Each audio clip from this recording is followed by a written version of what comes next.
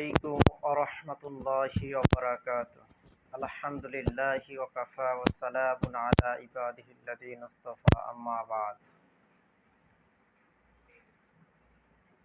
সম্মানিত দর্শক, আমাদের দেশে একটি প্রচলিত বাক্য আছে, সালাম দিলে 90 নেকি এবং জবাব দিলে 10 নেকি পাওয়া যায়। অনেকে প্রশ্ন করে থাকেন, আসলে এটা কোনো হাদিসের কিতাবে আছে কিনা। আমাদের জানা মতে কোনো প্রসিদ্ধ নির্ভরযোগ্য হাদিসের কিতাবে এটা পাওয়া যায় না।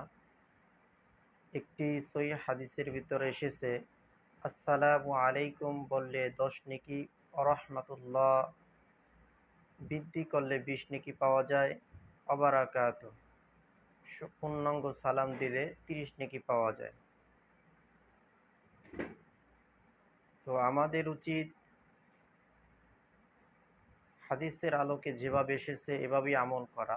বিস্তারিত জানার জন্য দেখতে পারেন সুনানে আবু দাউদ হাদিস নং 5153, জামে তিরমিজি হাদিস নং 2689। তাই মানুষের বানানো বাক্য হাদিস সালাম দিলে 90 নেকি এবং জবাব দিলে 10 নেকি, এ থেকে আমাদের বিরত থাকা উচিত।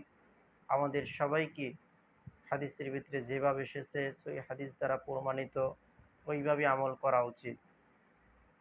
আল্লাহ পাক আমি সহ আমাদের সকলকে কোরআন সুন্নাহ বুঝে বুঝে আমল করার তৌফিক দান করুন। আমিন। ওয়া মা আলাইনা ইল্লাল বালাগ। আসসালামু আলাইকুম ওয়া রাহমাতুল্লাহ।